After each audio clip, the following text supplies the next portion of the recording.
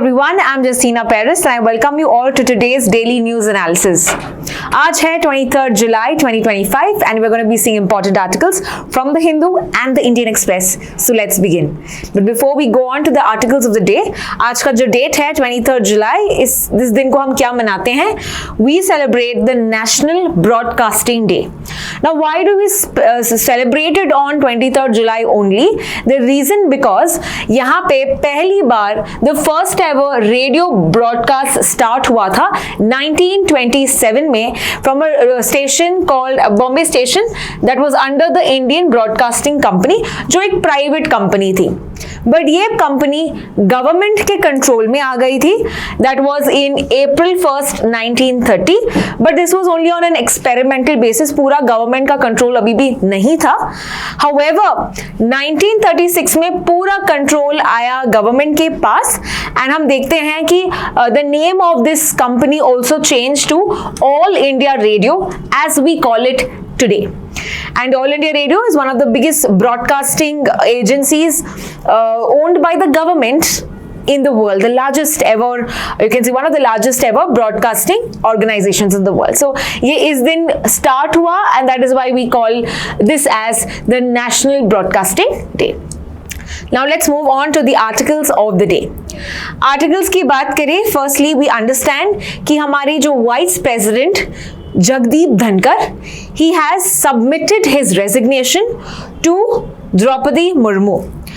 So let us understand about vice president का appointment कैसे होता है, what are his roles and responsibilities, इनका एलिजिबिलिटी क्या है, qualification and so, and will also understand कि अगर इनको रिमूव करना है तो कैसे करते हैं. All of that will be seen. Okay, so अभी अगर वाइस प्रेसिडेंट नहीं है because he is also the chairman of the Rajya Sabha, तो कौन प्रिसाइड करेगा चेयरमैन या कौन होगा presiding officer of the Rajya Sabha? That will be the deputy chairman, right. And deputy chairman कौन है? यहां पे आप फोटो देख सकते हैं. That is Harivansh Narayan Singh. Harivansh Narayan Singh is the deputy chairman of the Rajya Sabha. So in place of the chairman, he will be completing or he will be doing the duties of the chairman. Is that clear? So let's understand about why did Jagdeep Dhankar put in his resignation. तो resignation यहाँ पे cite किया है कि उनके health concerns थे, but there are some sources that say कि that could not be the only reason. So हाल ही में आपने देखा होगा जब मानसून सेशन स्टार्ट हुआ, there was the talk of starting of the removal और द इम्पीचमेंट ऑफ द जज of the high court Yashwant Varma. So ये हमको पता है कि 67 MPs ने बोला कि हमको इनको निकालना है and We know that chairman या वाइस प्रेसिडेंट ने बोला कि ठीक है हम इसको स्टार्ट करते थे inquiry process. Now that was probably not liked by the government. तो ये कहते हैं कि this could be another reason as well as यहाँ पे there were clashes with the union minister and Jagdeep Dhankar with regard to agriculture ministry over farmer issues. तो बहुत सारे reasons की वजह से ऐसे हो सकता है कि he must have tendered his resignation. But keeping that controversial things aside, now all of this is mentioned in the article. However, we will proceed with understanding some facts that are important from our exam point of view. So firstly, as we know, Vice President जो है, he is also the chairman of the Rajya Sabha, right? He is mainly holds the office for 5-year term. Okay, लेकिन जब तक कोई नया successor नहीं आ जाता, नया वाइस प्रेसिडेंट नहीं बन जाता, तब तक he holds his office, he continues to hold the office. Clear? In case of death, resignation या अगर रिमूवल करते हैं तो यहाँ पे we see fresh elections constitute करते हैं. तब तक के लिए meanwhile we have the deputy chairman as we saw Harivansh Narayan Singh, he is completing और he is continuing the term. Okay, लेकिन 6 महीने के अंदर you need to hold fresh elections. Okay, so this is the duration that we have within 6 months. Now question to you is, we've seen Jagdeep Dhankar is the current one, right? जो अभी resign कर चुके हैं. आपको comment section में बताना है who is the first ever chairman of the Rajya Sabha or first ever vice president of India, who is the first vice president of India, ये आपको कमेंट सेक्शन में बताना है। Coming back to this, vice president का elections कैसे होता है? Vice president जो है इनका इलेक्शंस कंडक्ट किया जाता है by the election commission of India. So election commission of India holds the elections of Lok Sabha, Rajya Sabha, vice president, president, state legislative assembly, यहाँ पे पूरे इलेक्शंस जो है इलेक्शन कमीशन करता है। Now, firstly, they must immediately notify an election कि वो elections कर रहे हैं, and because this post of vice president should not be left vacant. We know that vice president is the second highest officer in India, second highest office in India. First highest है president का और second highest is vice president. So that's a very high post that should not be remaining vacant. तो election commission conduct करती है elections.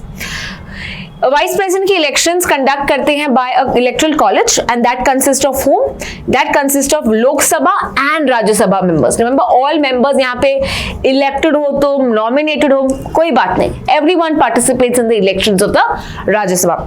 Now this is different from the president elections. Can you tell me कि president elections में voting कौन करता है? President elections में voting कौन करता है? You have to get that in the comment section. तो मैंने vice president का बताया है कि दोनों लोकसभा और राज्यसभा के सभी members यहाँ पे participate करते हैं. So this happens to a secret ballot and यहाँ पे we do the principle of STV यानी कि single transferable vote. तो just give you an insight कि यहाँ पे candidates के नाम दिए जाते हैं और आपको प्रेफरेंस देना पड़ता है।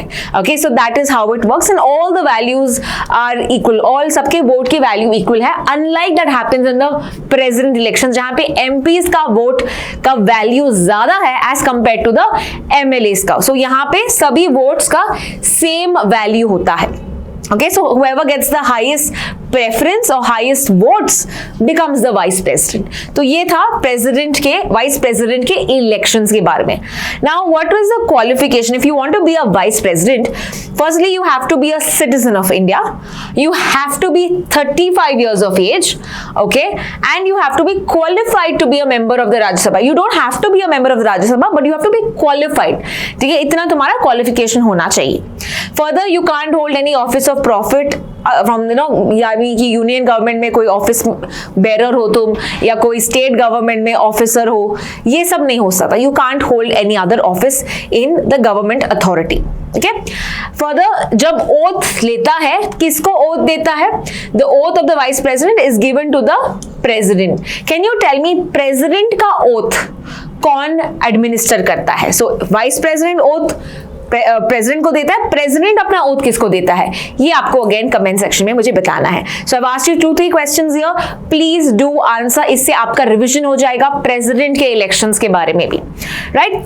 Now, अगर मुझे वाइस प्रेसिडेंट को निकालना है, now in this case vice president has not been removed, he has been resigned. But अगर रेजिग्नेशन या रिमूवल की बात करते हैं, so remember यहाँ पे दोनों MPs यानी कि राज्यसभा और लोकसभा वोटिंग करते हैं फॉर रिमूवल. ओके, रिमूवल के लिए दोनों वोट करते हैं, लेकिन दोनों का अलग अलग है. सो राज्यसभा में इफेक्टिव मेजॉरिटी के थ्रू होता है.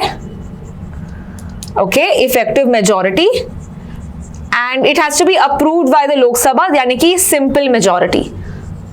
So it happens through simple majority for Lok Sabha and effective majority for Rajya Sabha because he's a presiding officer of the Rajya Sabha, right? तो इसीलिए इनका effective है. Now what do you mean by effective or a simple majority? Let's understand. Effective majority में it is mainly 50% of the then members, okay, of the then members of the Rajya Sabha in this case. 50% उनको मिलना चाहिए votes. Now what do you mean by the then members? That is because मान लो कि हम total membership क्या है राज्यसभा का? It has to be total strength is 250, right? But कुछ seats vacant है, not all seats are full. That means what is the current strength? 245, right? तो 50% of 245 चाहिए. 50% of 245 चाहिए. Whereas सिंपल मेजोरिटी में उस दिन कितने MPs प्रेजेंट है और वोटिंग कर रहे हैं इसका होता है. So 50% of members present and voting. So imagine 250 is like the total strength of the Rajya Sabha. यहाँ पे कितने seats filled है? 245. तो 245 का 50% would be effective. मान लेते हैं इन 245 में से भी सिर्फ 200 मेंबर्स प्रेजेंट है, उस दिन सिर्फ 200 मेंबर्स प्रेजेंट थे, तो 50% of 200 will be simple majority. Is that clear? और अगर 250 का 50% होता, इसको हम बोलते हैं absolute majority. So that is another name. Absolute का मतलब है total actual number of the Rajya Sabha, that is 250 का 50%. So anyway, absolute तो हम यूज नहीं कर रहे, हम बस effective और simple यूज कर रहे हैं। Is that clear? So ये था with regard to the removal of the Rajya Sabha और member as well as vice president का resignation के news के बारे में। Let's proceed to the next article. Now अगला article जो है given in the Hindu, it is talking about, we have seen in the recent times governor ने तमिलनाडु के जो बिल्स थे, राइट, उन्होंने क्या किया, इनएक्शन किया। Have you heard of this और have you gone through this news? We have done it a number of times. I will just give you an insight as to what happened. तो तमिलनाडु के जो governor ने जो bill आए थे, so state bill, so we have state legislative assembly, Tamil Nadu का जो assembly है, उनका जो विधानसभा है, उन्होंने कुछ बिल्स लिए थे। So there were about 10 bills, लेकिन वो 10 बिल्स जब गवर्नर को दिए, गवर्नर ने क्या किया, गवर्नर ने कुछ एक्शन नहीं लिया था। सो कुछ एक्शन ना लेने का एक्चुअल में गवर्नर के पास ऑप्शन नहीं रहता है, that is only with regard to the president जो ये कर सकता है, कोई कुछ एक्शन ना लेना। तो गवर्नर ने जब ये किया, तमिलनाडु के स्टेट लेजिस्लेटिव असेंबली गई सुप्रीम कोर्ट के पास कि देखो हमारे गवर्नर ने यहाँ पे कुछ एक्शन नहीं लिया, ये हमारे बिल्स हैं जो हम पास करना चाहते हैं और यहाँ पे कुछ हो नहीं रहा है। तो सुप्रीम कोर्ट ने यहाँ पे आदेश दिया कि अगर तुम यहाँ पे 1 महीने या 3 महीने का गाइडलाइंस देके इफ यू डोंट फॉलो और you don't give a heads up और you don't pass the bill और you don't take any action, तो it will be deemed to be passed. Okay, तो यहाँ पे डेडलाइन दिया कि आपको 1 महीना और 3 महीना। Now what do you mean by 1 महीना और 3 महीना? ये यहाँ पे आप टेबल देखो। सो इफ यहाँ पे टाइमलाइंस दिए थे सुप्रीम कोर्ट ने कि with in 1 month with the advice of council of ministers governor को यहाँ पे असेंट देना पड़ेगा या वापस बिल देना पड़ेगा back to the house, back to Tamil Nadu state legislative assembly. तो 1 महीने के अंदर उनका टाइम पीरियड है। 1 महीने के अंदर अगर तुमने ये फॉलो नहीं किया, then the bill will be passed, bill will be deemed to be passed. Similarly 3 months without और अगेंस्ट द एडवाइस, मतलब एडवाइस जो उनका काउंसिल मिनिस्टर्स है उनके खिलाफ वो जाके 3 महीना वो बिल में कुछ एक्शन नहीं ले सकते हैं। So that is for depending on the advice given और advice not given, depending on that. तो ये आप यहाँ पे नोट डाउन कर सकते हैं या स्क्रीनशॉट ले सकते हैं। This is with regard to what the supreme court has said. तो इसी केस को लेके फिर प्रेसिडेंट ने कुछ क्वेश्चंस पूछे थे टू द सुप्रीम कोर्ट, क्या ये तुम गाइडलाइंस जो है, टाइमलाइन जो है, ये क्या तुम दे सकते हो? तो किसने पूछा? ये प्रेसिडेंट द्रौपदी मुर्मू ने पूछा। किसको? सुप्रीम कोर्ट को। अभी ये किस आर्टिकल या किस बेसिस पे उन्होंने ये क्वेश्चन किया उनको? Under the article 143। तो 143 कॉल्ड एज प्रेसिडेंशियल रेफरेंस, इस बेसिस पे उन्होंने पूछा। तो सुप्रीम कोर्ट ये जब केस सुनती है, it has to hear with regard to 5 जज bench. Okay, so supreme court का मतलब है not only chief justice of India, chief justice of India plus 4 जजेस, तो यानी कि 5 सीनियर मोस्ट जजेस यहाँ पे या 5 जजेस यहाँ पे इनका केस सुनती है। Alright, so यहाँ पे वही केस चल रहा है। It is written कि B.R. Gavai is hearing this presidential reference, okay, and because this is not just for Tamil Nadu, ये सभी states के लिए अप्लाई कर रहा है, so that is why it is also asked दूसरे states को कि तुम भी अपना यहाँ पे सलाह दे दो, recommendation दे दो। So Supreme Court has said कि other states also can give their advice. Okay, now as we saw presidential advice कौन से आर्टिकल के अंदर पूछा गया था? 143। क्या ये एडवाइस जो सुप्रीम कोर्ट देता है is it binding on the president? The answer is no. ये बस बता रहा है, एडवाइस है तो बाइंडिंग नहीं है। ओके, सेकेंडली कौन से क्वेश्चंस पूछे थे कि can courts impose time limits, right, with regard to this and absence of कोई कॉन्स्टिट्यूशन में नहीं लिखा तो क्या आप ये दे सकते हैं अंडर आर्टिकल 200 एंड 201? ये क्वेश्चन पूछा और अभी ये सुप्रीम कोर्ट चेक कर रही है, ये रिव्यू कर रही है and probably in the month of August we will get a answer for the same. तो ये एक पुराना आर्टिकल है जो हमने ऑलरेडी देखा है, बट अभी ये न्यूज में था because they have referred this material और they have asked even the other states to give their say. Let's now proceed to the next article. अगला आर्टिकल है with regard to India's nuclear power promise. So we will see some data with regard to the nuclear energy. We will see various nuclear reactors in India and we will see laws with regard to nuclear energy. Let's start. Nuclear energy का target क्या है? तो इस budget में, यानी कि budget union budget 25-26 में हमने बताया है कि हमारा न्यूक्लियर एनर्जी टारगेट है 100 gigawatt, 100 gigawatt by which year? By 2047. Now this is very very important, आपको ये बाय हार्ट होना चाहिए. अभी करंटली हमने कितना अचीव किया है? हमने अचीव किया है 8.18 गीगावाट. सो आर्टिकल ये कहता है कि हमारा टारगेट तो 100 है, बट हम अभी बहुत स्लो कर रहे हैं, अब 8 गीगावाट ही तक पहुंचे हैं.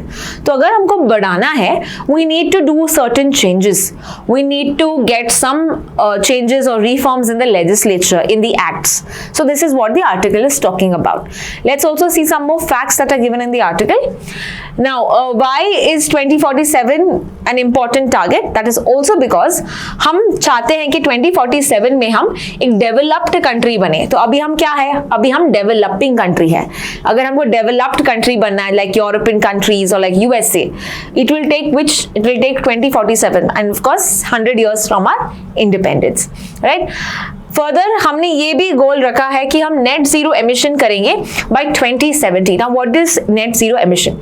इसका मतलब है जितना हम एमिशन रिलीज कर रहे हैं एटमॉस्फेयर में, उतना ही एमिशन हम अब्सॉर्ब करेंगे. That is the net value of absorption और net value of emission becomes zero. So इसको हम नेट जीरो कहते हैं. जितना आप कार्बन डाइऑक्साइड रिलीज करते हो, उतना कार्बन डाइऑक्साइड आप अब्सॉर्ब करोगे. That is by net zero and that target is 2070. But global target कितना है? ग्लोबल टारगेट है 2050. Is that clear? Next, we have seen कि हम इन्वेस्ट कर रहे हैं, हम फंडिंग दे रहे हैं with regard to small modular reactors. Now what are small modular reactors? There are 3 types of reactors. One is micro, small and large. Micro reactors वो रिएक्टर्स होते हैं जहां पे आप कितना गीगावाट और या कितना आप वॉट ऑफ एनर्जी क्रिएट करते हो. It is about 1 to 10. Okay, so these are the movable ones. Okay, so 1 to 10. Whereas small modular reactors, these are mainly those reactors that produce 10 to 300 megawatt. And finally, large वाले जो reactors हैं, this is 300 to 1000 plus megawatt. Okay, सो ये हम कहाँ पे focus करें? हम यहाँ पे फोकस करें, स्मॉल वाले में. तो कितना फंडिंग दिया है यहाँ पे? We have given about 20,000 crore allocation. Okay, and 5 indigenous operational SMRs build करेंगे. कितने? टारगेट ईयर कब है? 2033. तो कितना हम बनाएंगे small modular reactors? We are going to create 5 by 2033. Okay, now we also want to ensure कि हम न्यूक्लियर एनर्जी बढ़ाएंगे. सो उसके लिए हमने अलग अलग लॉज जो है, for example atomic energy act 1962 का और civil liability for nuclear damage act, क्लिंडा कहते हैं, ऑफ 2010, इसको हम मॉडिफाई करेंगे, इसको चेंजेस लेके आएंगे. Now why are we talking about bringing changes to these acts? It is because हम चाहते हैं कि फॉरेन इन्वेस्टमेंट हो. We want what? Foreign investment. So recently आपने न्यूज में देखा होगा, US चाहती है to invest in the nuclear sector in India. France चाहती है कि it wants to invest in India. So in that case, firstly we have to make changes in the law ताकि ये जो foreign companies हैं, they are more comfortable in investing in India with regard to the simplified laws, streamlined laws. उनको losses नहीं होना चाहिए, right? तो इसीलिए वो अभी hesitate करते हैं to invest in India. सो यहाँ पे बोला है एटॉमिक एनर्जी एक्ट में अभी तक, इफ यू सी द 1962 वाला जो एक्ट था, अभी भी only the government is operating nuclear plants. Okay, we don't have any foreign entities like, जो गवर्नमेंट की बात करें that's NPCL, right? That is the only one that operates. It has a major power. तो अगर we want private investors to come in, we need to simplify and we need to change this laws. Further, nuclear power financing जो है बहुत capital intensive है, मतलब बहुत funds की आवश्यकता है. So if you compare it with basic coal based power plants, आप देख सकते हो कि coal based power plants is basically just $1 million हो सकता है, लेकिन ये जो है it requires $2 million. So it's very high as compare to your coal based. For the life cycle ये 50 से 60 साल का इसका टाइम पीरियड ये चल सकता है। तो अगर हमको 100 गीगावाट का टारगेट अचीव करना है, we need to ensure private sector is coming into this sector, we are ensuring foreign entities are coming into the sector, ताकि we are increasing or coming to the target of 100 gigawatts by 2047. So this will ensure कि ownership roles में changes होंगे, fuel supply waste management में accountability होगी, as well as we require reforms in the Atomic Energy 1962 Act as well as the Clinda Act of 2010. Now exam point of view से हमको ये भी important है कि nuclear power plants कहाँ located है and with the state that they are located. तो जल्दी से इसका नाम देखते हैं। Firstly, the Rajasthan Atomic Power Plant, that is in Kota, Rajasthan. In Gujarat mein we have the Kakrapar Atomic Power Plant, okay, that's in Gujarat. Third, Tarapur Atomic Power Plant, which is in Maharashtra. Kaiga Power Plant, which is in Karnataka. Narora जो है ये उत्तर प्रदेश में है। Then Kalpakkam which is in Tamil Nadu and Kudankulam which is again in Tamil Nadu. We have to understand कि एक ही foreign investor है India में अभी तक, फॉरेन ऑपरेटर, जो है रशिया का, and what is the company called? Rosatom. Okay, so along with NPCIL वो अभी ऑपरेट कर रहा है। सो दैट इज रोसाटम जो है Kudankulam which is in Tamil Nadu. So you need to know these important nuclear power plants and where they are located in India. Let's proceed to the next article जो अगेन climate energy से related है। सो यहाँ पे India's climate goals, okay, we are tracking, we are seeing कि हमारा अभी टारगेट क्या है और अभी हमने कितना अचीव किया है, ये आर्टिकल में ये बताया है। So let's quickly understand what is the target. So हमने firstly understand what are the targets? Let's understand first that and we'll see that ये target हमने कब दिया था। So the target was given during COP21 which happened in Paris, France. ठीक है, so which was the year it happened? 2015 में ये meeting हुआ था जिसको हम बोलते हैं conference of party.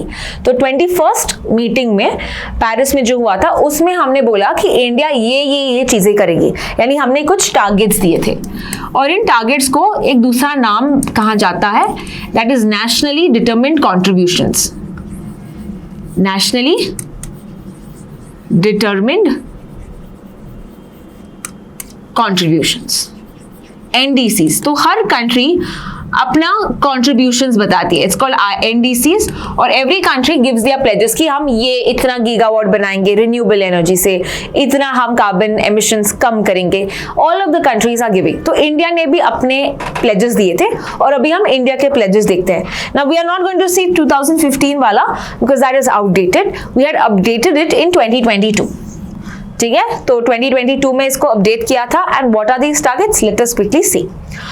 Emission intensity, जो एमिशंस हम रिलीज कर रहे हैं, सो अर्लियर हमने बोला 35%, लेकिन वो 35% को हमने बोला हम 45% लेवल्स जो है ये कम करेंगे। सो 2005 को एक बेस ईयर दिया और 2005 से we are going to reduce the emissions by 45%, ये कहा था। Further non fossil fuels, okay, the non fossil fuels जो है इससे जो शेयर है we are going to increase it. Earlier was 40%, now we made it 50%। मतलब what are non fossil fuels? Non fossil fuels is something that is not fossil fuel based, right? For example solar, wind, hydro, okay, biomass. तो ऐसे energy sources से हम हमारा electricity generation ज्यादा करेंगे। तो कितना हमने टारगेट रखा था? 50%। Okay, now carbon sink मतलब we are going to ensure we are taking carbon dioxide from the atmosphere. So वो तो टारगेट सेम रखा था which is 2.5 to 3 billion ton of carbon sinks हम क्रिएट करेंगे ताकि हवा में जो कार्बन डाइऑक्साइड है इसको हम अब्सॉर्ब करेंगे। So these are the pledges, so these were the targets. Now how have we received or achieved the targets? We are going to see now. तो देखते हैं कि कितना हमने अचीव किया है। So we are talking about 3 climate goals under the Paris agreement. The first one 1.5 50% of installed capacity from non-fossil fuels. Okay, so not 1.5, it should be 50%. Okay, तो 50% जो हमारा टारगेट है from non-fossil. Remember I told you solar, wind, hydro, right? ये हमने achieve कर लिया है. So वो जो टारगेट था ये वाला, this we have achieved, which is that the second one.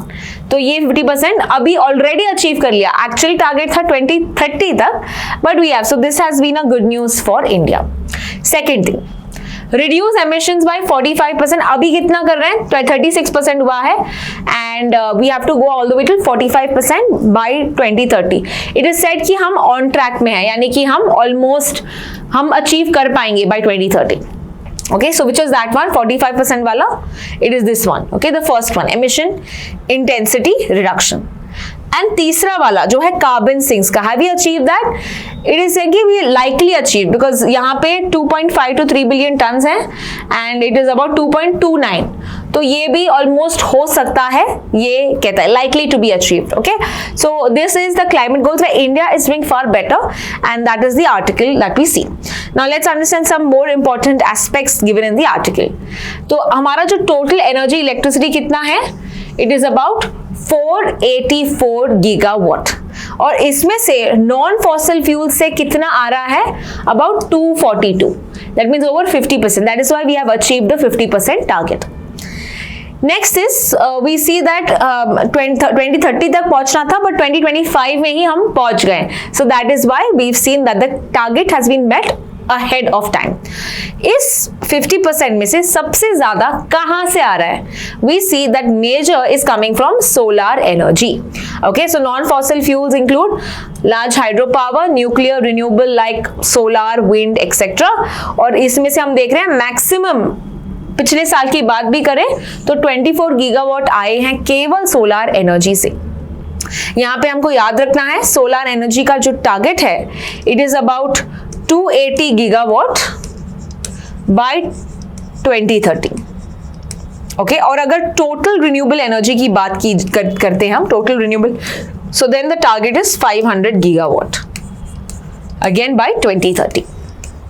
Okay, so 500 में से 280 will come from solar. From the 500, 280 will come from solar is what our target is. Can you tell me wind जो energy है, कितना gigawatt should be coming from wind by 2030? That you are going to tell me in the comment section. So we have seen solar energy. आपको मुझे wind energy कितना यहाँ पे आएगा ये आपको बताना है. However, despite all of this, China 10 times more renewable energy capacity generate कर रहा है than India in the last 3 years. That is what we see. So comparing with China, हम इतना अच्छा नहीं कर रहे हैं, but India has achieved what we have said. Let's now proceed to the next article. Now this article is with regard to a customary law that we see in the state of Himachal Pradesh. तो हिमाचल प्रदेश में एक tribe है जिसका नाम है हट्टी tribe. Okay, हट्टी tribe जो है it is in Himachal Pradesh, and यहाँ पे एक प्रथा है, एंड द प्रथा का नाम है जोड़ीदारन. ओके, तो जोड़ीदारन में क्या होता है? There is a woman who marries two brothers. Okay, the woman is marrying two brothers. So this is a case of polyandry. This is the case of polyandry. So you can see the woman Sunita Chauhan, she is marrying two brothers, Pradeep Negi and Kapil Negi. अगर if a man was marrying two women, इसको क्या कहते हैं? इसको हम कहते हैं polygyny. इसको कहते हैं polygyny. Okay, P-O-L-Y-G-Y-N-Y, polygyny. तो ये केस कौन सा है? When a woman is marrying two husbands, that is polyandry. Now, हट्टी जो ट्राइब है, remember it's a scheduled tribe. It's a scheduled tribe जो उनको scheduled tribe status मिला था 2022 में. So, is this allowed in India? Can a woman marry two husbands? Okay, for that we need to know some basic things. Okay, so let's go back to the article. यहाँ पे जोड़ीदारन क्या है पहले ये समझते हैं. जोड़ीदारन, why is it done? जोड़ीदारन इसीलिए tribals में करते हैं so that they preserve undivided family agriculture land, नहीं तो क्या होता, the agriculture land would be divided, उसके पार्सल्स बनते, तो you are making the land smaller in size. So to ensure कि वो लैंड अभी भी इंटैक्ट रहे या बड़ा रहे, that is why they used to do this particular प्रथा. Further, family bonds को और भी stronger करता है, especially among brothers, and increased women security among the family. तो ये reasons है, इसके कारण ये जोड़ीदारन family करते हैं. And it is said कि so far about 5 such जोड़ीदारन have happened in the last 6 years. तो ये practice बहुत करते हैं ये Hatti tribe. Now let's understand ki is this allowed? It's not allowed. In India, it is not allowed. Okay, so it is not allowed in the Special Marriage Act, Hindu Marriage Act, ठीक है, as well as the Bharatiya Nyaya Sanhita. It's outlawed. ये नहीं कर सकते. But Section 2, Clause 2 of the Hindu Marriage Act ये exempt करता है scheduled tribes को. तो शेड्यूल ट्राइब्स को यहाँ पे एक लीवे दिया है कि हाँ तुम कर सकते हो अगर ये तुम्हारा कस्टमरी लॉ है, अगर तुम्हारी प्रथा है, then you can do, unless central government law लेके आती कि तुम नहीं कर सकते हो. सो तब तक करो जब तक एक नया लॉ नहीं आ सकता जो आपको कहता है कि नहीं आप ये नहीं कर सकते. सो कस्टमरी लॉज जो है they are recognised under article 342. 342 ये लॉ है that recognises also scheduled tribes in India. तो शेड्यूल्ड ट्राइब्स आर रिकॉग्नाइज्ड और उनके लॉज को रिकॉग्नाइज किया जाता है ताकि you know they don't feel that they are isolated, they don't feel that they are threatened, उनका कल्चर डाइल्यूट नहीं होना चाहिए, इसीलिए इनको अलाउ किया जाता है to perform their laws. Now what can be called a customary law? 3 चीजें चेक करते हैं if a law has to be counted a customary law. Firstly ये एक लॉन्ग प्रैक्टिस होना चाहिए, मतलब बहुत पुरानी ये एक प्रथा होनी चाहिए. Second thing, it should B should we have a force of law, so that means it should be followed by the members of the tribe. It should have certain कि कहाँ पे लिखा है या कहीं यहाँ पे आपके पास कोई सोर्स है कि आप बता सकते हो कि yes this has been ritual that is followed, right? So it has a force of law. And thirdly, it should be reasonable. Okay, जो भी कर रहे हो एक reasonable होना चाहिए, consistent होना चाहिए along with the public policy. For example, sati was a customary law, right? But ये सती प्रथा को बंद किया गया था because अगर it is affecting the rights of a woman or it is affecting humanity in that end, तो ये बंद हो सकता है. Right? So customary laws do not automatically gain legal recognition. They must be proven in court. तो court में इसको तुमको प्रूव करना होगा कि कोई कुछ हैम्पर नहीं कर रहा है या कोई राइट्स को अफेक्ट नहीं कर रहा है, बल्कि ये और भी इसको बेटर बना रहा है. So that you should be able to prove. Now Uttarakhand की बात करते हैं, which came in 2024. They got about UCC यानी कि यूनिफॉर्म सिविल कोड. तो ये हमने देखा है यूनिफॉर्म सिविल कोड यानी कि डजंट मैटर कि आप कौन से रिलीजन से हो, आपका मैरिज, आपका डिवोर्स, इनहेरिटेंस, प्रॉपर्टी, सब रिलीजन के लिए एक ही लॉ है. That is uniform civil code, right? So जैसे हम हिंदू मैरिज एक्ट देते हैं, स्पेशल मैरिज एक्ट, अलग अलग मैरिज एक्ट्स हैं depending on the religion you are. But for Uttarakhand हम देखते हैं कि there are single marriage act, single adoption act, single divorce act. तो इसमें भी लिखा गया है कि जो पॉलीगैमी की बात करते हैं ये प्रोहिबिट करता है. However, UCC में हम देखते हैं does not apply to scheduled tribes because उनका कल्चर अलग है as compared to the rest of the parts of India. That is why STs को ये लागू नहीं होता. Is that clear? So we have seen a classic case also कि कैसे uniform laws होने के बावजूद they are not applicable to STs. Is that clear? सो यहाँ पे क्या कभी भी सुप्रीम कोर्ट ने ऐसे लॉज बंद किए हैं जो कस्टमरी लॉज थे, जो फॉलो किए हैं? And the answer is yes. यहाँ पे 3 एग्जांपल्स बताए हैं. First thing is triple talaq. Triple talaq हम देखते हैं कि specially in case of Muslims, okay, the triple talaq का एक सिस्टम होता था where the woman would be deprived of her rights. Marriage या डिवोर्स हो सकता है by the pronunciation of 3 words talaq 3 times, right? सो इसमें ये बंद किया, ये प्रथा बंद किया है. So now this is considered as unconstitutional because ये बहुत आर्बिट्री है. Further the right of women was hampered in this case and that is why triple talaq इसको बंद किया. Secondly, Sabrimala. Now, Sabrimala is a temple in Kerala, and in this temple, the women or the girls who are in the menstrual age, mainly from 12 to 50 years, they were not allowed to enter the temple. तो temple में इनको allow नहीं किया जाता था. So then there was a petition that was filed and Supreme Court ने case लिया और उन्होंने समझा कि yes, this is a very unconstitutional thing कि उनका जो right to equality है, उनका right to life is affected by not allowing these women to enter the temple. तो ये प्रथा भी बंद किया. तीसरी, the tribal women were not given inheritance. उनका जो property है उनको नहीं दिया जाता है, only were given to the males. So there was a case called as Ramcharan and others versus Sukram and others, 2024 का केस है, जहाँ पे सुप्रीम कोर्ट ने बोला नहीं, यहाँ पे tribal women also should get the inheritance rights. So this is how we see the customs जो है ये evolve हुए हैं and कुछ customs जो impact करते हैं women को या society को, उनको बंद किया है, या जो भी वायलेट करते हैं फंडामेंटल राइट्स को उनको बंद किया है, एंड जो भी अफेक्ट नहीं करते, right, they are still allowed to be followed to preserve the rich heritage of India. Let's proceed to the next article. Okay, before going to the next article, यही key takeaways that I just said. It is not legally recognized, okay, but ST customs में ये allow करते हैं. Further, constitution अगर scrutiny कर देती है, okay, if it is affecting equality, dignity, justice, तो ये बंद हो सकता है. तीसरा, we have to check fundamental rights if they are getting affected. If they are upholding fundamental rights, they are allowed. But अगर fundamental rights are violated, ये customs जो है बंद हो सकते हैं.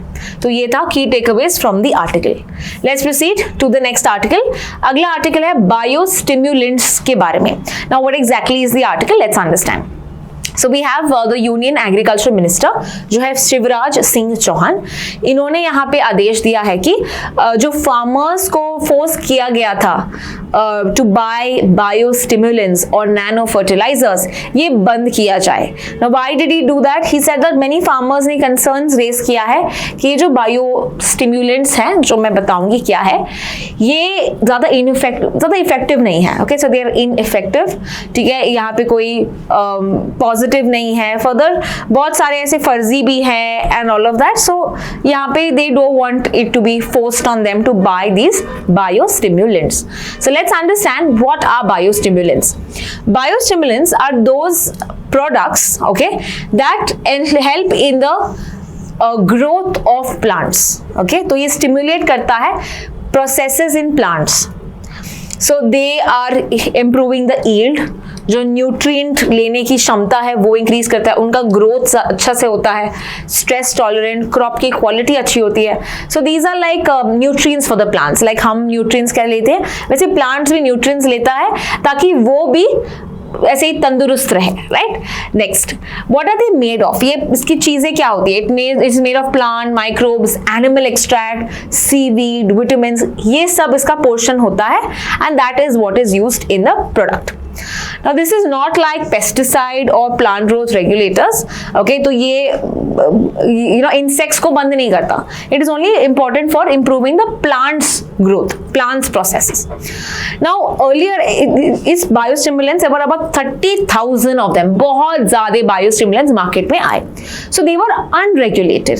Okay, so why they were unregulated? Because ये fertilizer में भी नहीं आता है, ये pesticide के अंदर नहीं आता है. So that is why बहुत सारी कंपनीज ने फर्जी बनाना स्टार्ट किया.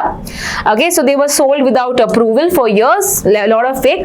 लेकिन हाई कोर्ट का एक जजमेंट आया 2011 में, पंजाब हरियाणा हाई कोर्ट, और उन्होंने बोला कि you need to have proper checks if you are a biostimulant. Okay, तो आप ऐसे ही बायोस्टिमुलेंट को दे नहीं सकते. और फिर NITI Aayog and the agriculture ministry also started making rules to check the production of biostimulants. तो गवर्नमेंट ने क्या किया, 2021 या 2021 में दे स्टार्टेड और they change the fertiliser control order. Fertiliser control order में दे एडेड बायोस्टिमुलेंट्स. तो पहले they were not included, afterwards they added biostimulants in the FCO. Now if you want to sell a biostimulant, you need to register with the government. You need to prove कि ये safe है, ये effective है. You need to ensure some test. Okay, तो ये test किया जाता है for animals, for environment या humans के लिए कितना safe है. And fourth, you need to publish its data कि ये किससे बना है और इसके results क्या थे, कैसे ये improve किया है plant process. So all of this is mandatory if you want to register your company as a biostimulant. Now the tests that are required is ये actually test करते हैं अलग अलग animals से, that is rats, rabbits, fish, pig, earthworms, okay, fish, bees, earthworms, all of that. Now effectiveness देखते हैं कितना effective है, और अगर इसमें 0.01 parts per meter of pesticide भी होता है then this will not be allowed to pass. So what is the criteria? 0.01 parts per meter of pesticide इसमें मिला तो इसको पास नहीं करते. So then we also have a body that was created in 2021. Okay, so same time पे 2021 में body भी बना called as a Central Biostimulant Committee. तो 8 members थे. The chair was an agricultural commissioner. और ये क्या करता है? ये advise करता है government को on inclusion, specifications, testing, everything related to biostimulants. ये committee इसमें दिखता है. So here we saw how they have checked on the industry of biostimulants, which was earlier not looked after. Let's now proceed to the next article. अगला article है UNESCO के बारे में, जो recently US बाहर निकल के आ चुका है. In fact, this is not the first time that US has come. This is the third time US has come out of UNESCO. तो पहले था in 2003 during the time of Reagan, okay, पहले US के president. Second time Trump के time, Trump जब president बने थे, okay, सो इस पहले के कार्यकाल में, और अभी the third time again Trump has removed. In fact 2 साल पहले ही ये ज्वाइन हुए थे because of Joe Biden, okay, they got into it, but now again because of Trump they have gotten out of it. Now question is why did they come out of it? It is supposing कि Trump कहते हैं कि ये जो UNESCO है it is anti Israel. Okay, इनकी जो interest है एंटी इजराइल, और Israel and US are good friends, right? It has recognised Palestine also, so that is why US does not like this particular body. Okay, now let's see what are the some important facts about the UNESCO. UNESCO का full form है United Nations Educational, Scientific and Cultural Organization, जो establish हुआ था 1945 में. इसका headquarters है Paris, France में, and यहाँ पे you have to tell me who is the Director General of this particular organization. Further, इसका motto है building peace in the minds of men and women. So through help of culture, through help of education, through help of social changes, they are helping to get the countries together. Okay, इसके अलग अलग initiatives, very common ones. In fact, World Heritage Sites. India में कितने World Heritage Sites है? Again, you have to tell me in the comment section. India के पहले sites की बात करें, we have the Ajanta Caves, Ellora Caves, the Taj Mahal, Agra Fort, right? तो ये कुछ sites को हम नोटिफाई करते हैं या वर्ल्ड हेरिटेज साइट्स को टैग मिलता है इनको, ताकि उनका कल्चर हम प्रिजर्व कर सकते. तो वर्ल्ड में बहुत सारे ऐसे साइट्स हैं, एंड यहाँ पे एग्जांपल भी दिया है जैसे great barrier reef of Australia. Next, Man and Biosphere Reserve, again to promote the sustainable development of certain regions. Third, global education monitoring report है ये, ओके, जो ट्रैक करता है education, that is sustainable development goal number 4. And finally memory of the world programme, यानी कि जो हमारी ancient books है, हमारा लिटरेचर है, ये भी लॉस नहीं होना चाहिए. So recently also we have seen कि हमारे 2 ऐसे works memory of the world programme में ऐड हो चुके हैं. Can you tell me which are the recently 2 works that were added in 2025 in the memory of the world programme of UNESCO? Please use the comment section and answer. Let's proceed to the next article, in fact the last article of the day, जो है sports governance से related. तो parliament session start हुए हैं, the monsoon session start हुआ है, और अभी टेबल किया जाएगा the national sports governance bill. Okay, so National Sports Governance Bill 2025. Let's understand some basics about this report कि क्या ये बिल करना चाहता है. The bill is to ensure reforms in the governance of the sports bodies. हमको पता है कि बहुत सारी sports bodies हैं इंडिया में. So we have the wrestling, sports body, we have with regard to hockey, with regard to archery. So अलग बहुत सारे ऐसे bodies हैं which are not regulated, okay, properly regulate नहीं कर रहा है. So इसीलिए to ensure कि athletes का जो role है या athletes are not misused or abused, right, उनको यहाँ पे support करने के लिए we are creating a proper bill to regulate these bodies. Is that clear? So let's understand. ये फोकस करता है एथलीट सेंट्रिक पॉलिसीज में, ट्रांसपेरेंट एडमिनिस्ट्रेशन, और ताकि डिस्प्यूट्स अगर हो ऐसे तो ये भी रिजॉल्व करने के लिए बिल आया है. So it wants to ensure कि जो स्पोर्ट्स मिनिस्ट्री है it should not be a controller but it should be a facilitator, ताकि स्पोर्ट्स में जो हम देखते हैं it should be like it should be easy, right, it should be easy to get into sports. It should be checked कि हमारे जो rights है they are not violated with regard to the athletes and so on. And हमारा ये भी reason भी एक और है कि हमने क्यों ये बिल लेके आया, because we want to ensure कि हम ओलंपिक रेडी हो. Now we know India wants to be hosting the Olympics in 2036, right. Ahmedabad is the site that we have given. But जब हमने प्रपोजल दिया था इंटरनेशनल ओलंपिक कमेटी को तो उन्होंने ये रिमार्क किया कि तुम्हारे कंट्री में यहाँ पे एक प्रॉब्लम है. प्रॉब्लम ये है तुम्हारा स्पोर्ट्स गवर्नेंस ठीक ठाक नहीं है, and that is why it was seen as a need of the hour कि हमको ऐसा बिल चाहिए टू इंश्योर कि हमारा स्पोर्ट्स जो फील्ड है, जो सेक्टर है, it is properly regulated. So under this bill क्या क्या बोला है, let's see some bodies that will be created. एक है नेशनल स्पोर्ट्स बोर्ड और दूसरा है नेशनल स्पोर्ट्स ट्रिब्यूनल. ठीक है, ये दो बॉडीज बनेगी. फर्स्ट बॉडी क्या करेगा, ये रिकॉग्नाइज करेगा या सस्पेंड करेगा national sports federation. So we know there is a sports federation as I said for boxing, for wrestling, for archery, for swimming. तो अलग अलग बोर्ड्स को ये रेगुलेट करेगा. Secondly, it will ensure the athletes welfare, the governance, fair and timely elections. तो member जो boards होते हैं, right, so we have boxing board का कोई बोर्ड होगा तो उनके मेंबर्स का इलेक्शन सब ये देखेगा, चेक करेगा कि इलेक्शन तो हो रहे हैं ना, टाइम पे हो रहे हैं ना, ये सब चेक करेंगे. Further composed of a chairperson and members, ये बोर्ड का मेंबर एंड चेयरपर्सन होगा जो सेंट्रल गवर्नमेंट यहाँ पे अपॉइंट करेगा. Is that clear? Second thing, it will also ensure ethical accountable functioning of the NSF, that's National Sports Federation. तो ये था एक नेशनल स्पोर्ट्स बोर्ड. इसके अलावा एक नेशनल स्पोर्ट्स ट्रिब्यूनल होगा. So this is will be with regard to taking up cases और disputes with regard to the sports. So this will be headed by a supreme court जज.